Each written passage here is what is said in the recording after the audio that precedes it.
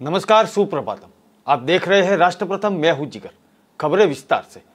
भारत के राष्ट्रपति और उपराष्ट्रपति डॉक्टर सर्वपल्ली राधाकृष्णन की जयंती पर शिक्षक दिवस मनाया गया। शिक्षक दिवस के शुभ अवसर पर राष्ट्रपति द्रौपदी मुर्मू ने देश भर के बेहतरीन शिक्षक को नेशनल अवार्ड से सम्मानित किया। इन शिक्षकों का चुनाव अलग अलग राज्यों से किया गया था। इनका चयन ऑनलाइन प्रक्रिया से किया गया था। उन्होंने इस मौके पर कहा कि हमारी संस्कृति में शिक्षक पूजनीय माने जाते हैं। मैं भी यह मानती हूँ कि एक निष्ठावान शिक्षक को अपने जीवन में जिस तरह की सार्थकता का अनुभव होता है, उसकी तुलना नहीं की जा सकती। शिक्षक दिवस के इस अवसर पर मैं अपने उन शिक्षकों का सादर स्मरण करती हूँ जिन्होंने मुझे न सिर्फ पढ़ाया बल्कि प्यार भी दिया और संघर्ष करने की प्रेरणा दी।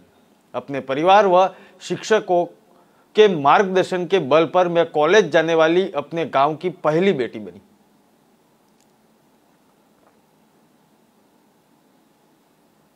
विज्ञान और अनुसंधान के प्रति रुचि पैदा करना शिक्षकों की जिम्मेदारी है। मैं एक बार फिर कलाम साहब का उल्लेख करना चाहूंगी। विज्ञान के प्रति उनका रुझान स्कूल में ही मजबूत हो चुका था।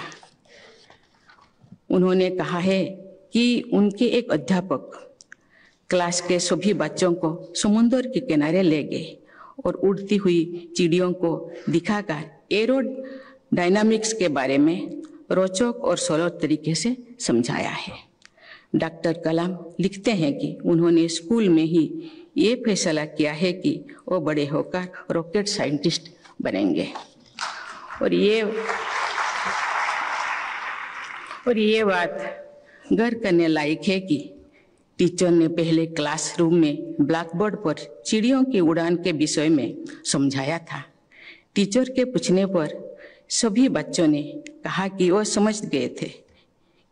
केवल कलाम साहब ने कहा कि वह नहीं समझे थे। अंत में यह स्पष्ट हुआ कि असल में कोई भी बच्चा विषय को नहीं समझ गया था। इसलिए जो विद्यार्थी साफ साफ कहते हैं कि वह नहीं समझ पा रहे हैं, तो उन्हें कमजोर विद्यार्थी नहीं समझना चाहिए। कलाम साहब के निष्ठावान अध्यापक ने नए सिरे से पूरी विषय को क्लास के बाहर ले जाकर सिखाया था। कलाम साहब अपनी वक्तव्यों और उल्लेखों में उन अध्यापकों का सादर उल्लेख किया करते थे। अच्छे शिक्षक प्रकृति के मौजूद जीवंत उदाहरण की सहायता से जटिल सिद्धांतों का आसान बनाकर समझा सकते हैं। टीचर्स के बारे में एक लोकप्रिय कथन है, the medical teacher tales, good teacher explains, the superior teacher demonstrates, the great teacher inspires. अर्थात सामान्य शिक्षक जानकारी देते हैं, अच्छे शिक्षक समझाते हैं, श्रेष्ठ शिक्षक करके दिखाते हैं, महान शिक्षक प्रेरणा देते हैं। मैं कहना चाहूंगी कि एक आदर्श शिक्षक में चारों बातें होती है। ऐसे आदर्श शिक्षक विद्यार्थियों के जीवन के रचना करके सही अर्थ में राष्ट्र निर्माण करते हैं। मैं भी अपने जीवन के उस पक्ष को सबसे अधिक महत्व देती हूँ जो शिक्षा से जुड़ा हुआ है। मुझे रायरंगपुर में श्री अरबिंदो इंटीग्रल स्कूल में शिक्षक के रूप में योगदान देने का अवसर मिला था। मैंने ओडिशा के पहाड़पुर में एक रेसिडेंशियल स्कूल की स्थापना की है, जहां गरीब विद्यार्थियों की शिक्षा दी जाती है। वंचित वर्गों को के बच्चे तथा दिव्यांग बच्चों के लिए अच्छी शिक्षा सुलभ हो सके, ये विशेष प्राथमिकता सबको होनी चाहिए। कांग्रेस नेता राहुल गांधी ने गुजरात के अहमदाबाद में एक रैली को संबोधित कल किया। उन्होंने भारतीय जनता पार्टी पर हमला बोलते हुए कहा कि सरदार पटेल किसानों की आवाज थे। भाजपा की तरफ से उनकी सबसे ऊंची मूर्ति बनाई गई है और दूसरी तरफ उन लोगों के खिलाफ काम किया गया है जिसके लिए सरदार पटेल ने लड़ाई लड़ी। राहुल गांधी ने कहा, अगर हम गुजरात में सत्ता में आए तो हम किसानों का 3 लाख रुपये तक का कर्ज माफ करेंगे। कांग्रेस नेता ने भाजपा पर हमला बोलते हुए कहा कि गुजरात नशे का केंद्र बन गया है। मुंद्रा बंदरगाह से ड्रग्स ले जाया जाता है, लेकिन सरकार कोई कार्यवाही नहीं करती। यह गुजरात मॉडल है। उन्होंने कहा, गुजरात एक ऐसा राज्य है जहां आपको विरोध करने से पहले अनुमति लेनी होगी।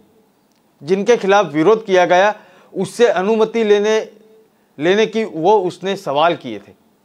आगामी विधानसभा चुनाव के मद्देनजर कांग्रेस नेता राहुल गांधी आज कल गुजरात दौरे पर आए और राहुल ने दोपहर में अहमदाबाद पहुंचे। मंच पर उनके साथ राजस्थान के मुख्यमंत्री अशोक गहलोत भी नजर आए। राहुल गांधी ने यह साबरमती नदी किनारे बने रिवर फ्रंट में कांग्रेस के करीब 50,000 बूथ लेवल के कार्यकर्ताओं को संबोधित किया। अपने संबोधन में उन्होंने कांग्रेस की सरकार बनने पर गुजरात के किसानों का 3 लाख तक का कर्जा माफ करने का वादा किया। राहुल गांधी ने 300 यूनिट बिजली फ्री देने और गैस सिलेंडर 500 रुपये तक देने की घोषणा की। उसके साथ ही उन्होंने कोरोना से मरने वालों के परिवारों को भी मुआवजा देने का वादा किया। उन्होंने कहा, गुजरात में कोरोना से 3 लाख से ज्यादा लोगों की मौत हुई है, लेकिन राज्य सरकार ने मृतकों के परिवार वालों को कोई मदद नहीं की। लेकिन हमारी सरकार बनी तो कोरोना से मरने वालों के परिवारजनों को 4 लाख रुपये का मुआवजा देगी। इसके अलावा 10 लाख युवाओं को रोजगारी भी देंगे। उन्होंने कहा कि हमारी लड़ाई पार्टी से नहीं है, बल्कि एक विचारधारा से है।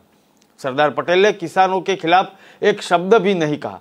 बीजेपी एक तरफ उनकी सबसे बड़ी मूर्ति बनाती है और विचारों के खिलाफ काम करती है।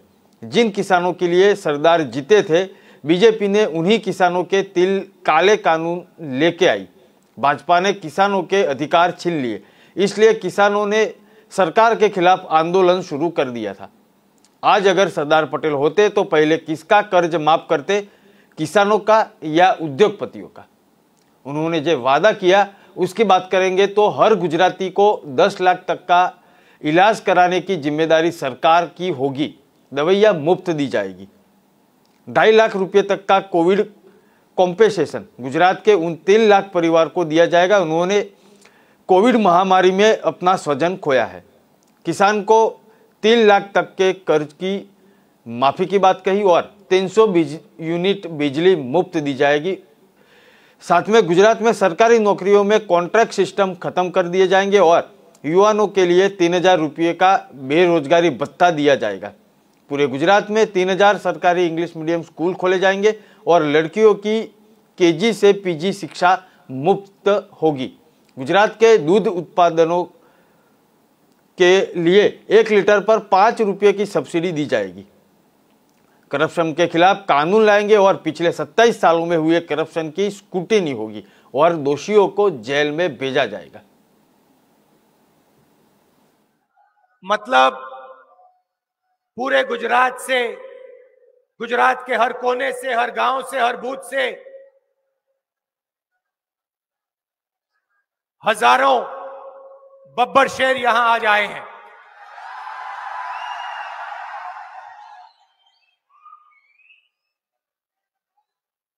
और ये जो बब्बर शेर है,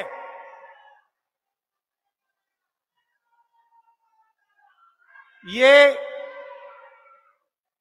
एक विचारधारा के लिए लड़ते हैं।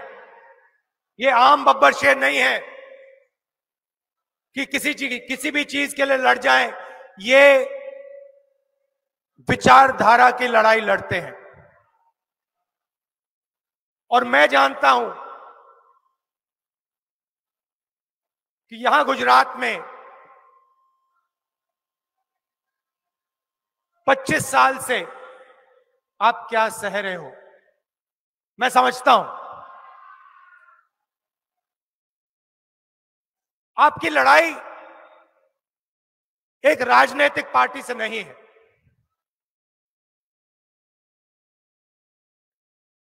यह लड़ाई कांग्रेस और बीजेपी के खिलाफ नहीं है, इनके बीच में नहीं है। सबसे पहले आपको समझना होगा कि आप किस चीज के खिलाफ लड़ रहे हो, किसके खिलाफ लड़ रहे हो।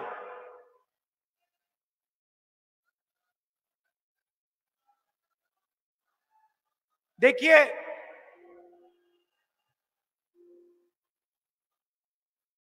सरदार पटेल जी की बीजेपी ने मूर्ति बनाई। सरदार पटेल जी की दुनिया में सबसे बड़ी मूर्ति बीजेपी, नरेंद्र मोदी जी और आरएसएस के लोगों ने बनाई।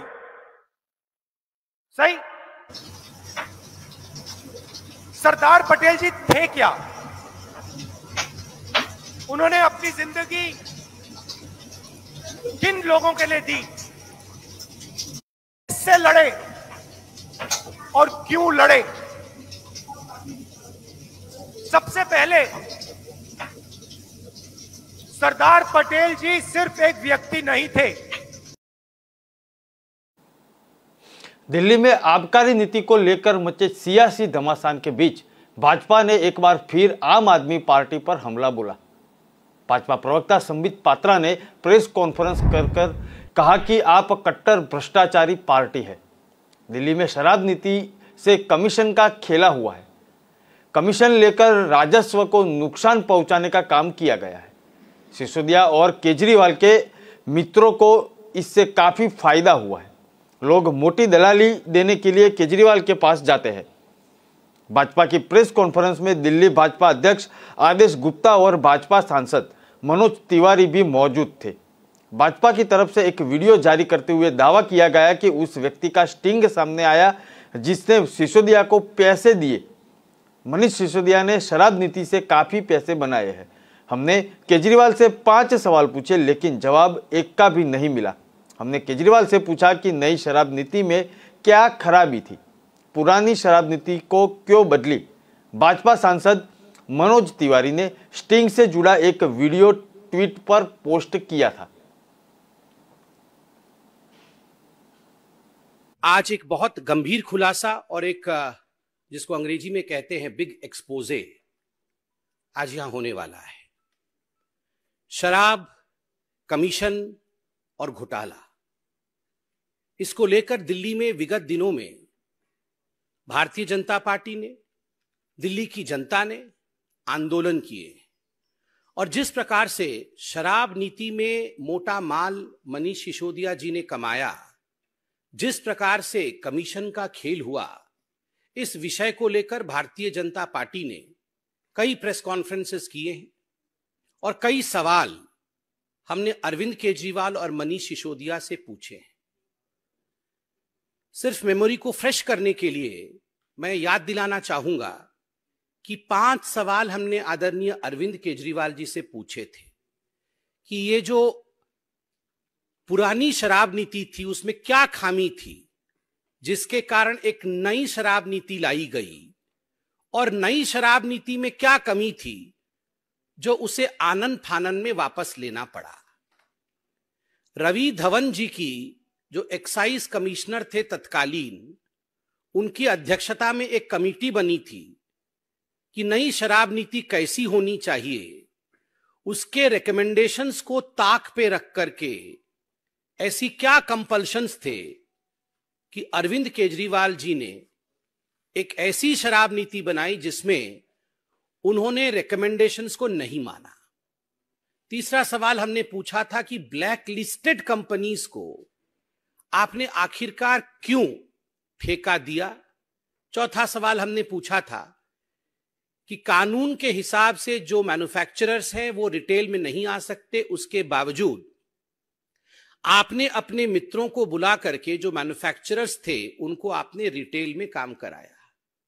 पांचवा सवाल हमने यह भी पूछा था कि क्या कारण थे कि पहले जो फायदा या कमीशन ठेकेदारों को 2% का मिलता था उसे आपने 12% में तब्दील किया, जिसके कारण दिल्ली सरकार को भारी नुकसान उठाना पड़ा और ठेकेदारों को बहुत फायदा हुआ। सीएम मान ने यह भी ऐलान किया है कि जल्द ही कॉलेज और विश्वविद्यालयों में गेस्ट फैकल्टी की भर्ती की जाएगी। इससे शिक्षकों की कमी की खत्म होगी। यहाँ पुराने संविदा गेस्ट फैकल्टी के मानदेय में इजाफा करने की भी घोषणा की है। पंजाब के मुख्यमंत्री भगवंत मान ने शिक्षक दिवस पर अध्यापकों को बड़ा तोहफा दिया। सीएम भगवंत मान ने राज्य के सभी कॉलेज और विश्वविद्यालयों में विश्वविद्यालय अनुदान आयोग के 7वें वेतन आयोग को लागू करने का ऐलान किया। एक वीडियो संदेश में सीएम भगवंत मान ने सभी शिक्षक दिवस को बधाई दी। इसके बाद सीएम ने अध्यापकों को खुशखबरी दी। पंजाब के मुख्यमंत्री भगवंत मान ने कहा कि 1 अक्टूबर 2022 से 7वां वेतन आयोग लागू होगा। सीएम मान ने यह भी ऐलान किया कि यह जल्द ही कॉलेज और विश्वविद्यालयों में गेस्ट फैकल्टी की भर्ती की जाएगी। इससे शिक्षकों की कमी खत्म होगी। वहीं पुराने संविदा गेस्ट फैकल्टी के मानदेय में इजाफा करने की भी घोषणा की है। सीएम ने आश्वासन दिया कि बहुत ही जल्द अधिसूचना जारी कर दी जाएगी।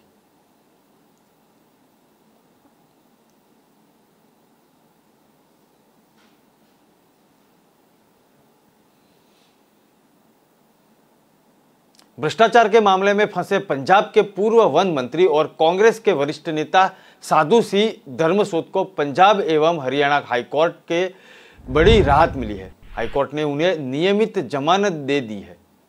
साधु सिंह धर्मसोत पर आरोप था कि वह वन मंत्री थे तो उन्होंने पेड़ काटने के मामले में रिश्वत ली थी। इसी मामले में विजिलेंस ब्यूरो ने मोहाली में धर्मसोत के खिलाफ 6 जून को एफआईआर दर्ज की थी और उनके बाद गिरफ्तार कर लिया गया था। इसके पहले पूर्व मंत्री धर्मसोत ने मोहाली की जिला अदालत से नियमित जमानत की मांग की थी, जो 1 अगस्त को खारिज कर दी गई थी। साधु सिंह धर्मसोत के खिलाफ विजिलेंस ने 900 पेज का चालान पेश कर चुकी है और इसमें कोलोनाइजर दरविंदर सिंह सिंधु को गवाह बना गया था। साधु सिंह धर्मसोत को विजिलेंस ब्यूरो ने खैर के पेड़ की कटाई के लिए परमिट जारी करने के मामले में गिरफ्तार कर लिया गया था। पूर्व मंत्री पर आरोप है कि उन्होंने परमिट जारी करने में अनियमितता बरतते हुए अधिकारियों के तबादले और खरीदारी एवं एनओसी में धांधल की थी।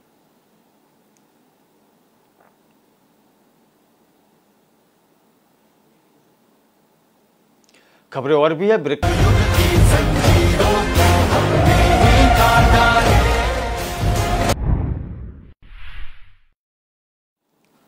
विदेश मंत्री ने कहा कि कुछ राजनीतिक कारणों से हमें खुद को इजरायल के साथ संबंध बढ़ाने से प्रतिबंधित करना पड़ा।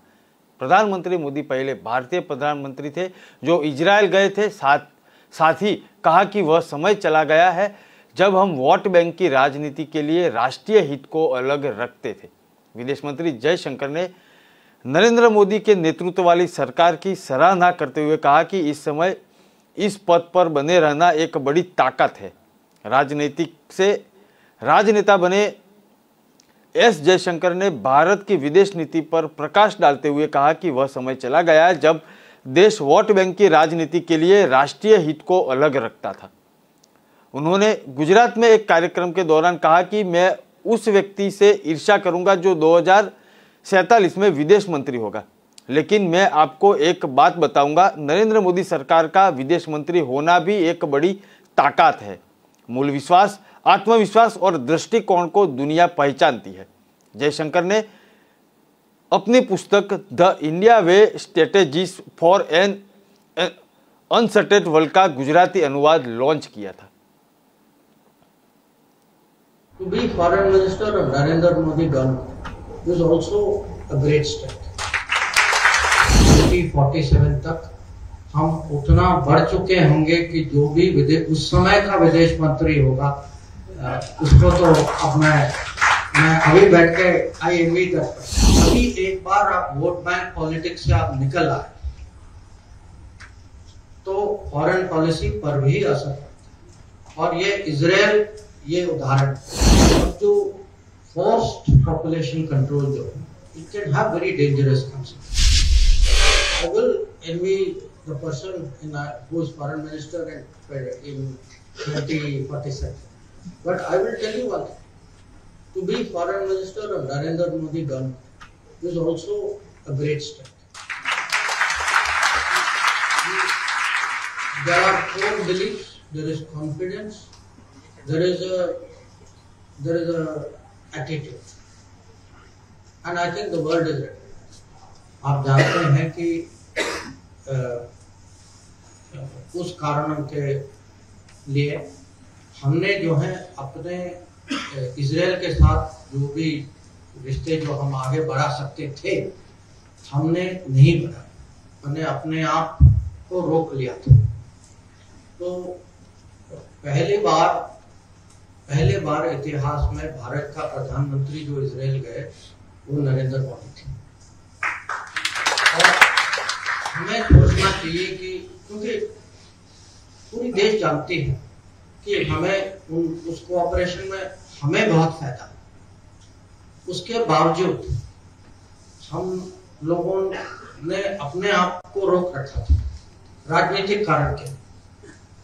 तो अभी एक बार आप वोट बैंक पॉलिटिक्स से आप निकल आए तो फॉरेन पॉलिसी पर भी असर पड़ता है।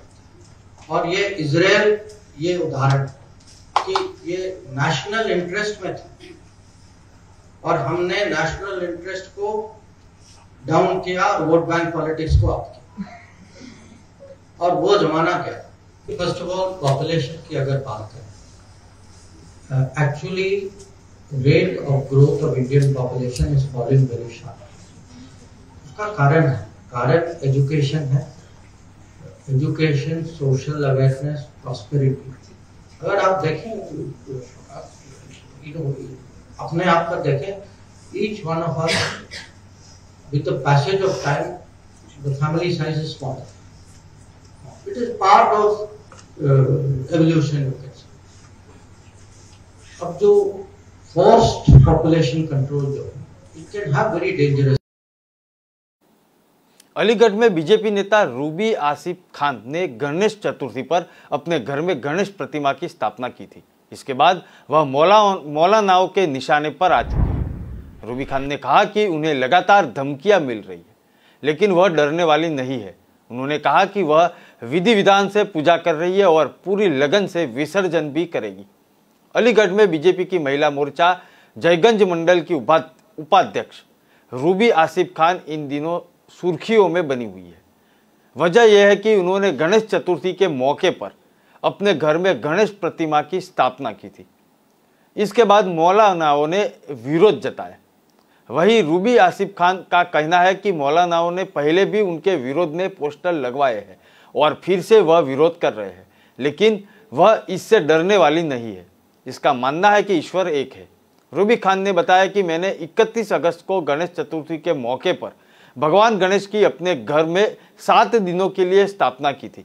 मैं पूरे विधि विधान से 7 दिन के बाद गणेश जी को विसर्जन के लिए लेकर जाऊंगी। मैंने पहले भी घर में भगवान श्री राम की पूजा अर्चना की थी, जब अयोध्या में श्री राम मंदिर की प्रधानमंत्री नरेंद्र मोदी ने नींव रखी थी, लेकिन उस समय भी कुछ लोगों ने विरोध करते हुए फतवे जारी किए थे, मेरे पोस्टर लगवा दिए थे।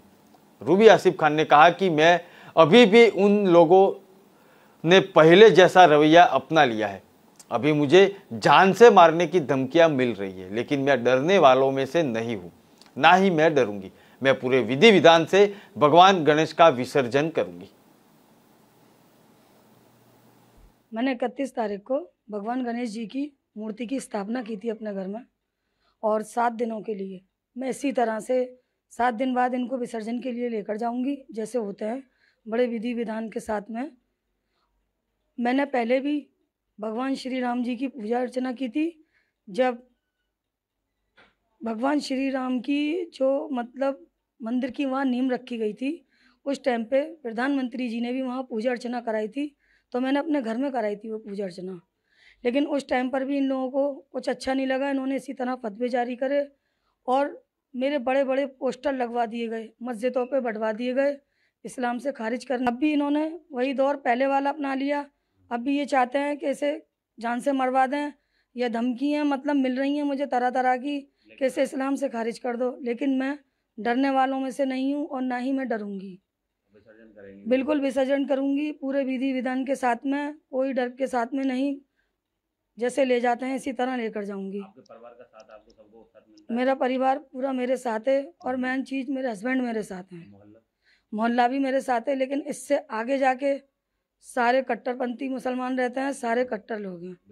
धमकियाँ तो बराबर मिल रही हैं। धमकियों का तो यही है, मौलाना यहाँ शहर के जाहिद मुफ्ती साहब हैं, वो भी धमकी दे रहे हैं। सहारनपुर के देवबंद के मौलाना वो फतवे जारी कर रहे हैं। हम डरने वाले नहीं हैं। जो हमने काम किया है वो ऊपर वाले के लिए किया है। भगवान अल्लाह एक है। तो हम तो हाँ, माननीय मोदी जी ने जब श्री राम मंदिर की नींव रखी थी तब मेरी पत्नी ने जो है 5100 रुपये और मिठाई बंटवाई थी और घर में श्री राम दरबार लगाकर पूरे विधि विधान के साथ श्री राम जी की पूजा अर्चना की थी। मंदिर भी स्थापित किया उन्होंने घर पे। तो उन्होंने मेरी पत्नी के पोस्टर लगवा दिए पूजा करते हुए कि ये हिंदू बन गई है। रूबी आसिफ खान साफ साफ नाम लिखा था उसमें, और इसके परिवार को जिंदा जला दो, इस्लाम से।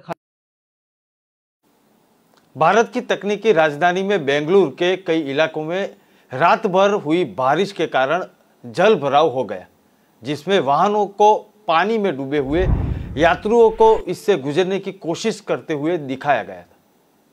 इकोस्पेस Bellandur, KR market, Silk Board junction और वर्थूर के पास आउटर रिंग रोड में यातायात बाधित हो गया था।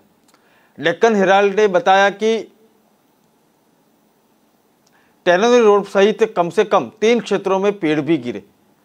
महालक्ष्मी लेआउट के निवासी नटराज ने अखबार को बताया, मैंने इस मानसून में इतनी भारी बारिश नहीं देखी। उन्होंने कहा कि महालक्ष्मी मेट्रो स्टेशन के बाहर मैनहोल पूरी ताकत से भरा हुआ था। यात्रियों को सीढ़ियों से शरण लेनी पड़ी। पुलिस ने निवासियों को सलाह दी है कि किसी आपात स्थिति को छोड़कर अपने घरों से बाहर न निकले। इकोस्पेस के पास की सड़कों को बारिश से पानी में डूबा हुआ था और मुख्यमंत्री बसवराज बम्बई के हस्तक्षेप की मांग करने वाले निवासियों के साथ कई आउटसोर्सिंग भी जलमग्न हो चुके थे।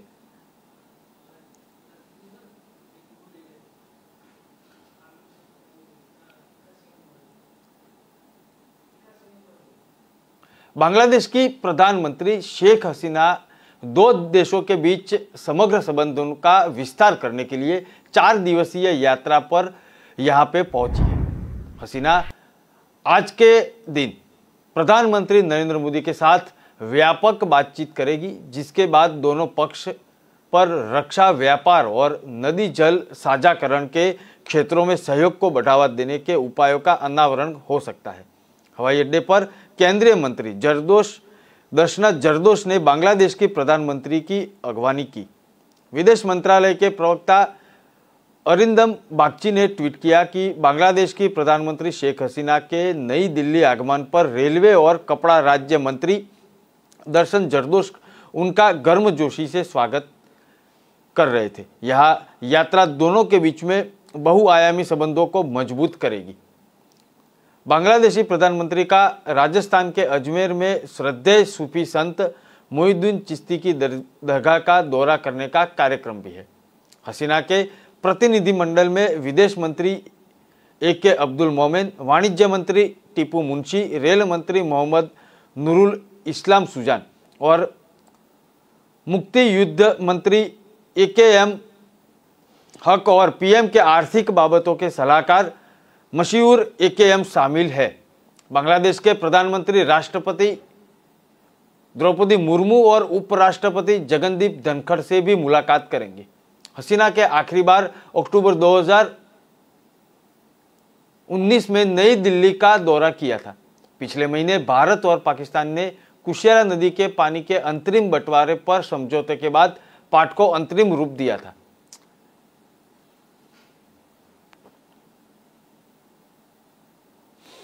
अफगानिस्तान की राजधानी काबुल में बम धमाका हुआ है। यह धमाका रूसी दूतावास के पास किया गया था। स्थानीय मीडिया के हवाले से खबर आई है कि हमले में 20 से ज्यादा लोगों के मारे जाने की खबर है। बताया जा रहा है कि मृतकों में 2 रूसी राजनीतिक भी शामिल है। इसके पहले 2 अगस्त को हेरात प्रांत की भीड़भाड़ वाली मस्जिद में शुक्रवार की नमाज के दौरान धमाका हुआ था। इस विस्फोट में प्रमुख मौलवी मुजीब उल रहमान अंसारी, उनके सुरक्षा गार्ड समेत 18 लोगों की मौत हुई थी। हेरात के पुलिस प्रवक्ता महसूद रसोली ने बताया कि हमले में 23 लोग बुरी तरह से घायल हुए थे। मस्जिद पर हमला ऐसे वक्त में किया गया था जहां मुस्लिमों का धार्मिक सप्ताह मनाया जा रहा था। पिछले साल 15 अगस्त को काबुल पर कब्जा करने के बाद देश में कई जगह धमाके जारी है। आमतौर पर यह धमाके शिया और अहमदिया समुदाय की मस्जिदों पर हुए थे। बता दें कि अल्पसंख्यक समूह के धार्मिक इबादत गाहों में होने वाले हमलों में आईएस की जिम्मेदारी स्वीकारता रहा है। दरअसल तालिबान के अधिकांश विरोधी कमजोर पड़ चुके हैं, लेकिन आईएस अब भी हमले जारी रखे हुए है। हालांकि तालिबान इस पर नियंत्रण के प्रयास में जुटा है।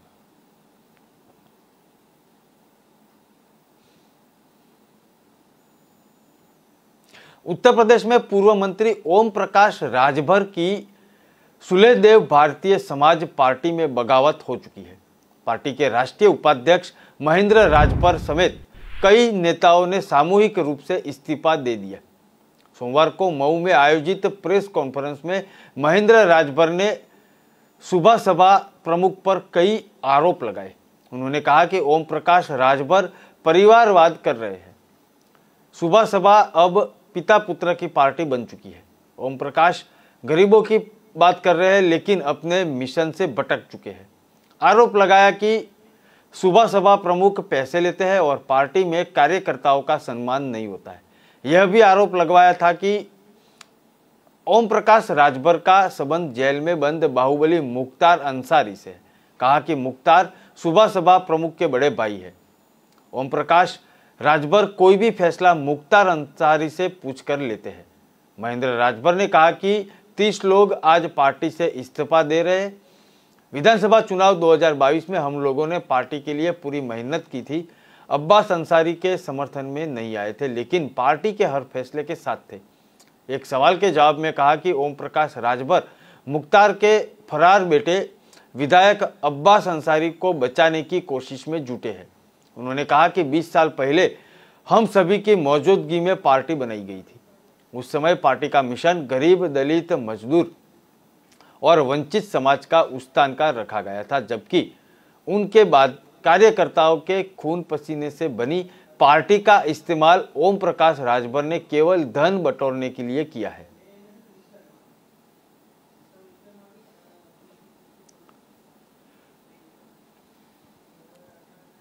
खबरें और भी है, ब्रेक के बाद फिर मिलेंगे।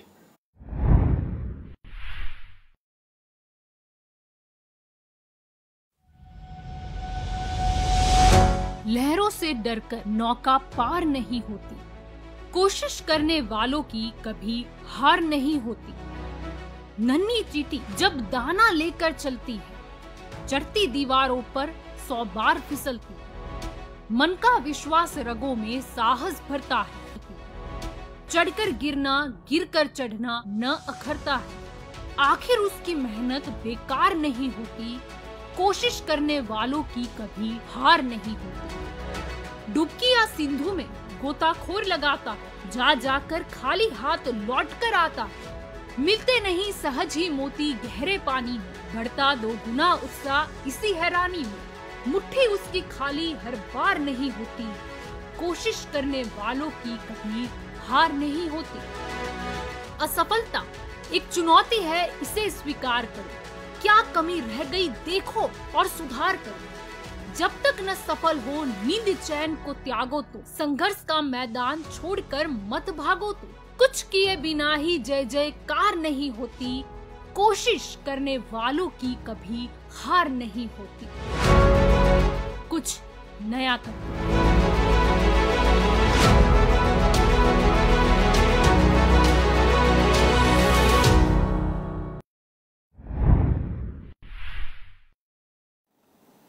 वित्त मंत्री निर्मला सीतारमण ने कहा कि पेट्रोलियम उत्पादनों और कच्चे तेल पर लगने वाले विंडफॉल टैक्स लगाने का एक खास मकसद है।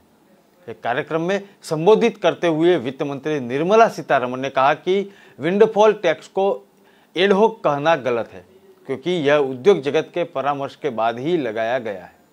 वित्त मंत्री ने कहा कि कर की दर को और उनके नियम कानून उद्योग जगत के साथ परामर्श करने के बाद लागू किए गए। एलारा कैपिटल द्वारा आयोजित एक समारोह में उन्होंने कहा कि उद्योग को पूर्ण विश्वास में लेने के बाद ही विंडफॉल टैक्स शुरू किया गया था। हमने कहा कि हर 15 दिनों में कर की दर की समीक्षा की जाएगी और हम ऐसा कर रहे हैं। भारतीय ब्रांड को वैश्विक सूचकांक में शामिल करने के बाद मंत्री ने कहा कि महामारी के बाद कई चीजें बदल गई है। खासकर आमद के मामले में ज्यादातर मामलों में फंड की आमद उम्मीद से मुताबिक नहीं रही। उन्होंने कहा कि उम्मीद है कि जल्द ही चीजें बेहतर हो जाएगी। कर आधार बढ़ाने पर उन्होंने बोला कि क्या सरकार कर जीडीपी अनुपात को बढ़ाने की योजना बना रही है। उन्होंने कहा कि कर आधार को बढ़ाने के लिए एक ऐसा मुद्दा है जिसके लिए बहुत अधिक परामर्श और विश्लेषण की आवश्यकता है। बता दें कि देश में अभी कर और जीडीपी का अनुपात लगभग 10 है। वित्त मंत्री ने कहा कि आयकर फाइलिंग की बढ़ती संख्या से टैक्स बेस के मामले में कुछ प्रगति होने की उम्मीद जगी है।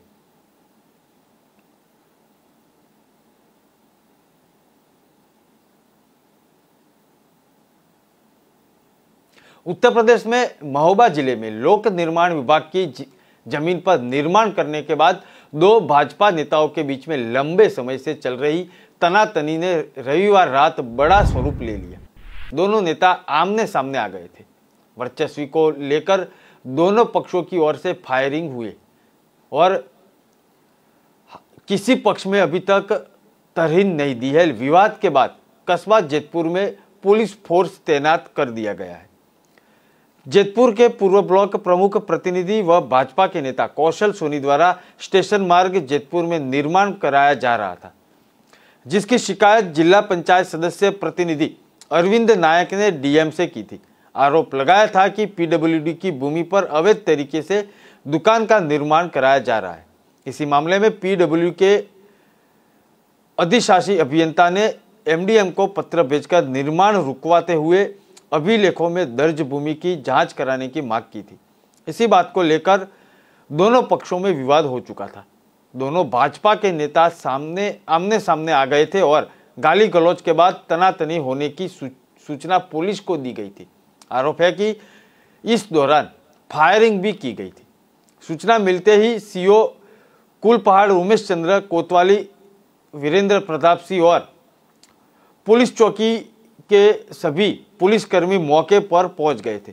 पुलिस ने दो पक्षों को शांत कराते हुए निर्माण स्थल देखा और विवाद बढ़ने की आशंका को लेकर पुलिस बल तैनात कर दिया गया था।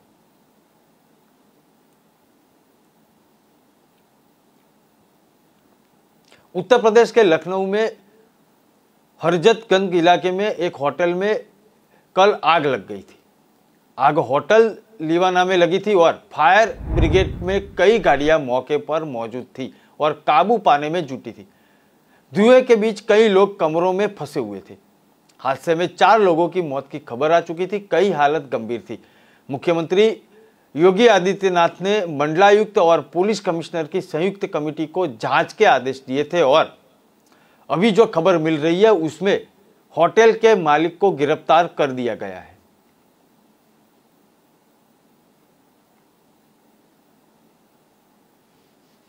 लिंगायत मठ के शिव मूर्ति मरुआ शारानारू को 14 सितंबर तक लिए न्यायिक हिरासत में भेजा दिया।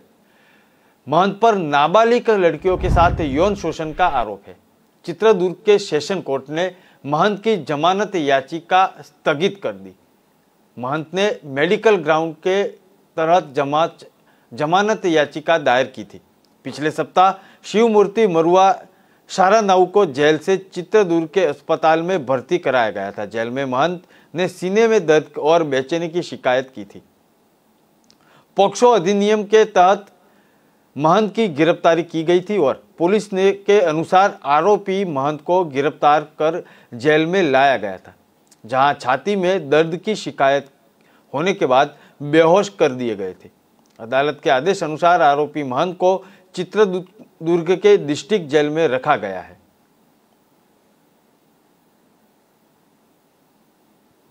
एमपी में 5वीं और 8वीं की परीक्षाएं एक बार फिर बोर्ड लेगी। स्कूल शिक्षा मंत्री इंदर सिंह परमार ने शिक्षक दिवस पर यह बात बताई। निजी और सरकारी सभी स्कूलों में लागू होगा और मंत्री ने यह बात प्रशासन अकादमी से 14 शिक्षकों के राज्य स्तरीय सम्मान समारोह में की थी। आखिरी बार यह परीक्षाएं 15 साल पहले बोर्ड ने ली थी। समारोह में 2 साल पहले सम्मान के लिए चयनित भोपाल के शिक्षक राधाकृष्णन केसरी को भी सम्मानित किया गया।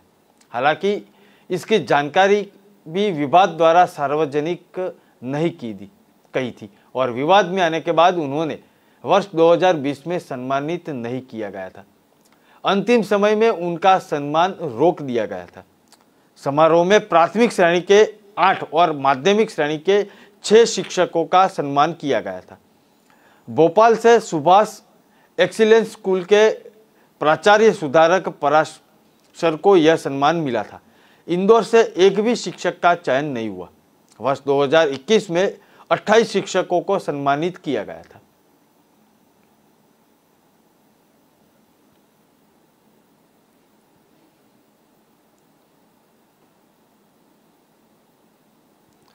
खबरें और भी है, ब्रेक के बाद।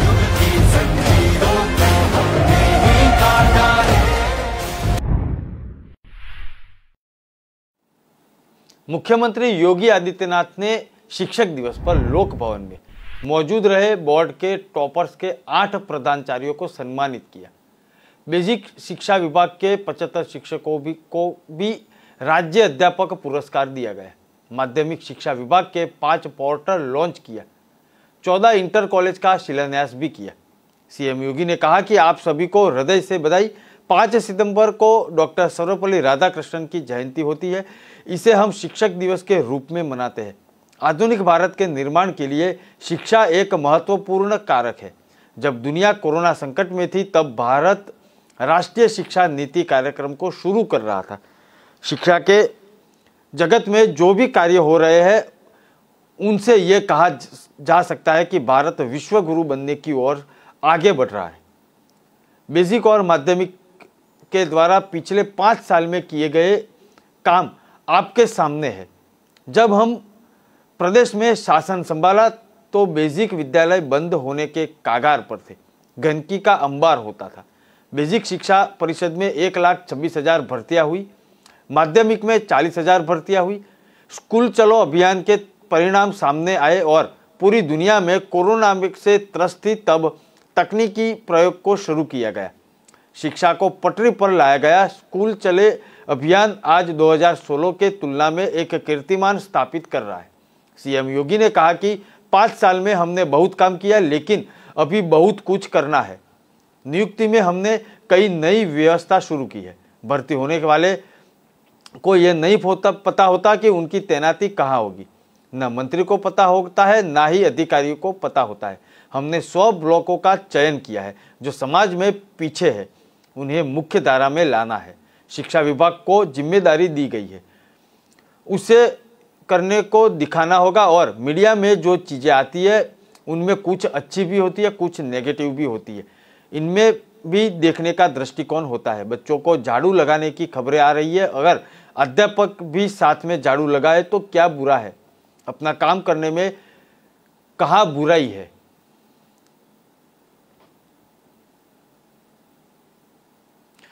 लिज ट्रस ब्रिटेन के नए प्रधानमंत्री बन चुके हैं।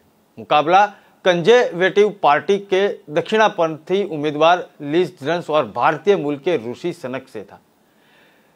1.60 लाख पार्टी सदस्यों ने मतदान किया।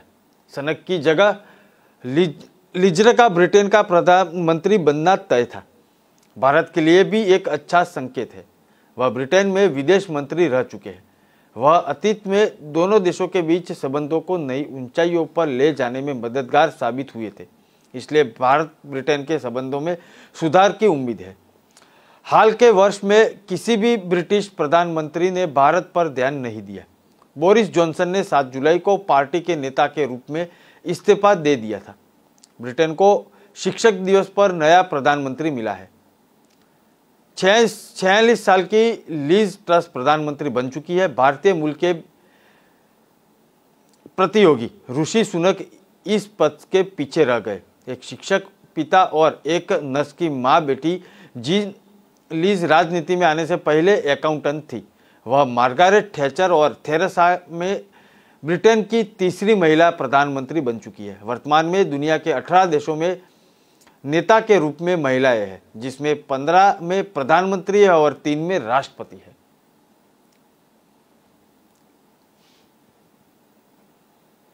दिल्ली में आबकारी नीति को लेकर चले घमासान के बीच मनीष सिसोदिया ने सीबीआई के एक अधिकारी को लेकर बड़ा दावा किया है। सिसोदिया ने कहा कि पिछले दिनों जिस सीबीआई अधिकारी ने आत्महत्या की थी, उन पर मुझे गलत तरीके के आरोप और गिरफ्तार करने की कानूनी मंजूरी देने का दबाव बनाया गया था। उन्होंने आरोप लगाया कि सीबीआई अधिकारी मानसिक दबाव नहीं झेल सकते और आत्महत्या कर ली। एक प्रेस कॉन्फ्रेंस के दौरान सिसोदिया ने कहा कि सीबीआई के अधिकारी पर मुझे झूठे आबकारी मामले में फंसाने के लिए दबाव डाला गया था। वहां मानसिक दबाव नहीं सह पाया और 2 दिन पहले आत्महत्या कर ली। यह वास्तव में दुर्भाग्यपूर्ण है। मैं बहुत आहत हूं। उन्होंने कहा कि प्रधानमंत्री से पूछना चाहता हूं कि अधिकारियों पर इतना दबाव क्यों डाला जा रहा है। उन्हें इतना बड़ा कदम उठाने के लिए मजबूर किया जा रहा है। आप चाहे तो मुझे गिरफ्तार कर ले, लेकिन अपने अधिकारियों के परिवारों को न उजाड़े। दिल्ली के शिक्षा विभाग में भाजपा के भ्रष्टाचार के आरोप के बीच उप मुख्यमंत्री मनीष सिसोदिया ने कहा कि दिल्ली के स्कूलों में किए गए विकास कार्यों पर मुझे गर्व है। शिक्षक दिवस पर एक कार्यक्रम में बोलते हुए उन्होंने कहा कि शिक्षा क्षेत्र की बेहतरीन शिक्षा में काम करना जारी रखेंगे, भले ही इसका मतलब फांसी या जेल जाना ही क्यों न हो। सिसोदिया ने कहा कि किसी का नाम लिए भी ने कहा कि अपने शिकायत की है और हमने और कमरे बनाए हैं। हमें गर्व है कि हमें कमरे बनाए, अपने शिकायत की और अधिक शौचालय भी बनाए। 2 दिन पहले सीबीआई के एक अधिकारी ने सुसाइड किया और उसकी पूरी खबर आप लोगों ने, मीडिया ने भी दिखाई थी कि किस तरह से एक सीबीआई के अधिकारी ने सुसाइड किया है। उनके बारे में पता चला है कि जिस सीबीआई अधिकारी ने सुसाइड किया था वो जितेंद्र कुमार जी थे, डेप्यूटी लीगल एडवाइज़र। ये सीबीआई के एंटी करप्शन ब्रांच में लीगल एडवाइज़र थे। इनका काम था लीगली चीज़ों को अप्रूव करना, उनको रिजेक्ट करना, उनकी सारी लीगलिटी को देखना। और मेरे खिलाफ जो फर्जी एफआईआर कराई गई है एक्साइज के मामले में, उसका भी लीगल मामला वही देख रहे थे। पता ये चला है कि मेरे खिलाफ गलत तरीके से केस बनाकर, ये उनके ऊपर दबाव डाला जा रहा था कि मेरे खिलाफ गलत तरीके से केस बनाकर मुझे अरेस्ट कराने की लीगल मंजूरी दें। उनके ऊपर जिन अधिकारी ने, सीबीआई के जिस अधिकारी ने सुसाइड किया है, उनके ऊपर गलत तरीके से दबाव बनाया जा रहा था कि मेरे खिलाफ इलीगल तरीके से, फर्जी तरीके से केस बना के मेरे अरेस्ट को मंजूरी दें, जिसको वो मंजूरी नहीं दे रहे थे। उनके ऊपर इतना दबाव था कि वो मानसिक दबाव में आ गए और उन्होंने सुसाइड कर लिया। ये बहुत दुखद घटना है कि सीबीआई के एक अधिकारी को, जिसको दिख रहा था कि पूरा का पूरा मामला फर्जी है, उसके ऊपर इतना दबाव बनाया गया गलत काम करने के लिए कि उसको आत्महत्या करने पर मजबूर होना पड़ा। मुझे फंसाने के लिए, मुझे अरेस्ट करने के लिए, किसी फर्जी केस को लीगली साउंड बनाने के लिए एक अधिकारी पर इतना दबाव बनाने पर आ गए ये लोग कि अब बेचारे उस अधिकारी को सुसाइड करना पड़ा। ये बहुत अफसोसजनक है। मेरी उनके परिवार के प्रति बहुत संवेदना है। उनकी असमय इस घटना से। मुंबई की विशेष अदालत ने शिवसेना नेता संजय राउत की न्यायिक हिरासत 19 सितंबर तक बढ़ा दी है। राउत को पात्रा चौल घोटाले के मामले में पिछले माह गिरफ्तार कर दिया गया था। इससे पहले 21 अगस्त को कोर्ट ने उनकी हिरासत 5 सितंबर तक बढ़ाई थी। इस मामले में राउत पर भ्रष्टाचार के आरोप लगे हैं। इस मामला मुंबई की पात्रा चौल की जमीन पर बने फ्लैटों की जगह नए घर बनाने के बड़े पैमाने पर धांधली हुई है और ईडी का आरोप है कि मामले में बड़े पैमाने पर अवैध ढंग से रुपयों का लेन देन किया गया था। इसी मामले में ईडी ने 60 साल के राउत को लंबी पूछताछ व उनके घर पर छापे के बाद 1 अगस्त को गिरफ्तार किया था। पात्राचौल मुंबई के उपनगर गोरेगांव में स्थित थी और उनकी जमीन पर बने फ्लैटों की जगह नए घर बनाकर वहां रहवासियों को दिए जाने थे। हिरासत अवधि पूरी होने पर राउत को सोमवार को विशेष अदालत में पेश किया गया।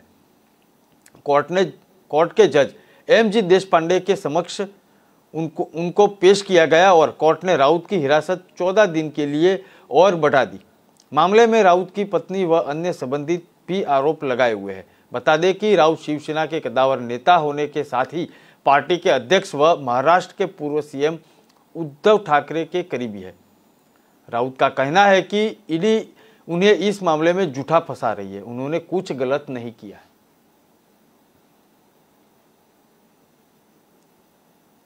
आगरा में खनन माफिया व दुस्साहस देखिए। सया टोल पर अवैध खनन लदे ट्रैक्टर से टक्कर मारकर पहले टोल का बैरियर तोड़ा, फिर एक एक कर 13 ट्रैक्टर निकाल लिए गए। पूरी घटना टोल के सीसीटीवी में कैद हो चुकी थी। खनन माफिया के इस दुस्साहस का वीडियो सामने आया है, सोशल मीडिया पर वायरल हो चुका है, जिसे लेकर पुलिस व प्रशासन में खलबली मची है।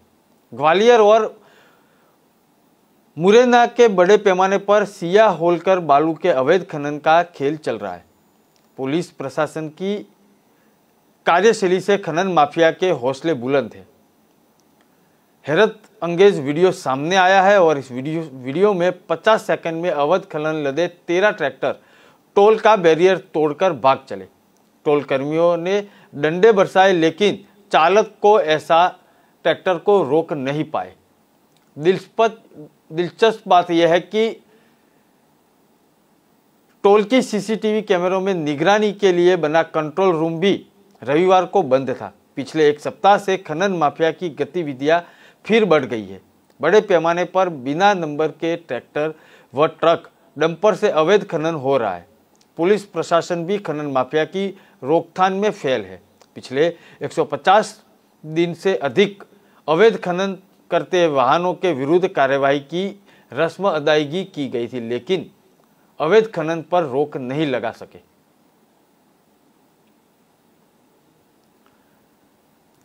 विस्तार से खबरें पढ़ने के लिए आप हमारे वेबसाइट का भी प्रयोग कर सकते हैं। हमारे वेब का पता है www.kalamkartavya.com। हमारी कलम ही हमारा कर्तव्य है। यह उद्देश्य के साथ खबरें को आप राष्ट्र प्रथम के साथ देखते रहिए। नमस्कार।